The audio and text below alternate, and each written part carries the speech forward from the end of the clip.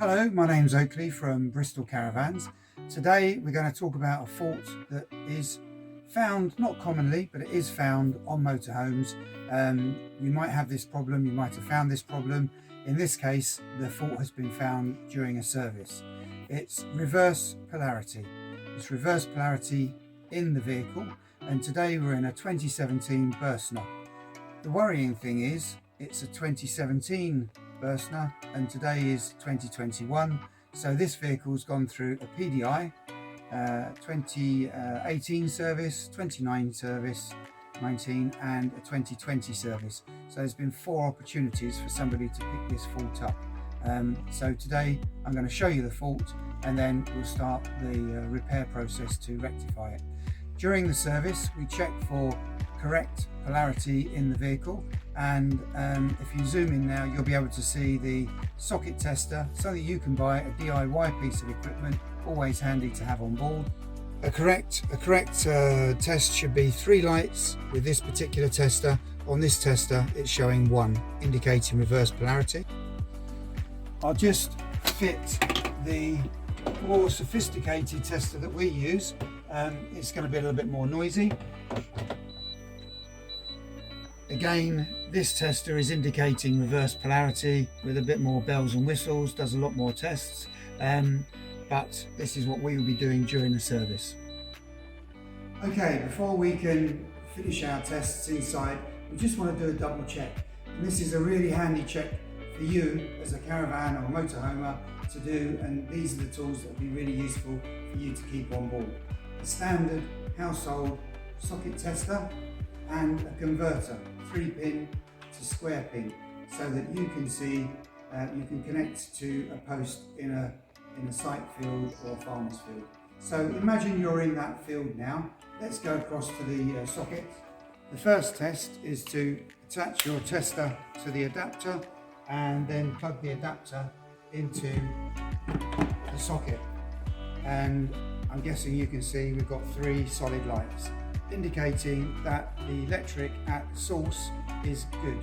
If you ever phone us and say you've got an electric problem, that's 230 volt mains electric problem, the first thing we're going to ask is, have you got good power at the source? If you haven't, then go see the site manager and have a chat about that. Okay, next job, check the lead.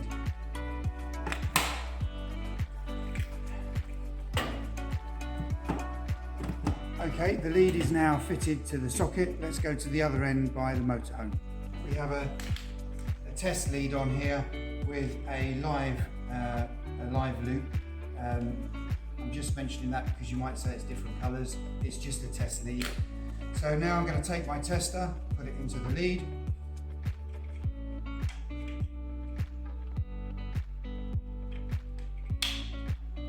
Again, we've got 3 solid lights, so we know we've got good power up to this point. When we plug it into the van, we know we've got a fault in the van. This indicates that the fault is between this socket and the sockets inside the vehicle. Same for a caravan, same for a motorhome. The usual point for this fault is in the wiring loom connecting into the consumer unit. So let's go inside and have a look at that once I've connected this back up. Hello, we're back inside the vehicle now. So as you remember, we tested outside and we've tested inside. We know there's a fault in the vehicle. So where's the consumer unit? Well, on this particular vehicle, it's hidden away under a bed. So I'll just point at it down here. So this is the consumer unit. Hope you can see that. What we're going to do, because this type of consumer unit is it's very basic, but it's often fitted by the European manufacturers. So we're going to upgrade this to a better type of system because the customer is also experiencing some tripping out faults as well as the reverse polarity. So our process is going to be remove this box and we're going to fit a UK specification consumer unit. On this particular consumer unit we'll have an RCD, which is the residual control device. That's your safety button, and if that trips you probably need to speak to an electrician or a qualified person because there's a fault somewhere in the vehicle. And you've got MCBs and we'll be wiring these so they're specific to various circuits. If these trip, it's usually because the circuit is overloaded. Perhaps if it's on the socket side, it might be too many appliances plugged in, deep fat fryer, hair tongs, hair dryer, water heater and an oil filled radiator, and then this will trip.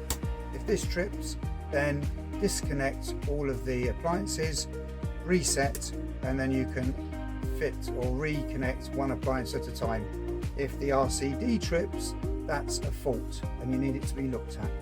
Okay, so let's just have a quick look inside and have a gauge this job and see what it's going to be. So I'll put this down and we're going to take off the cover. I've already undone it earlier, so you can see there is the RCD, a very simple device, but that isn't giving us all of the wiring. To give you a better idea of the wiring we've got to sort out. So we've got lots and lots of cabling coming in. It's then taken down to a single cable in through an RCD. What it should actually have is one cable coming in, which is going to be this one, so that's still good, so that's our cable coming in, and then we're going to have multiple cables going out to various appliances. So the job is now work out this cabling, fit a new consumer unit, wire it correctly. That will overcome our reverse polarity issue on the sockets, test the whole system, and then fit the furniture back together again. We'll talk about this once the job's a bit further down the line. We've now stripped the final part of the furniture and you can now see the extent of the wiring. So there we go. Somewhere in there we've got a reverse polarity fault, and from there we will now wire up the new consumer unit. Let's just have a look at the finished job. It's hidden under the bed, so we just lift this up.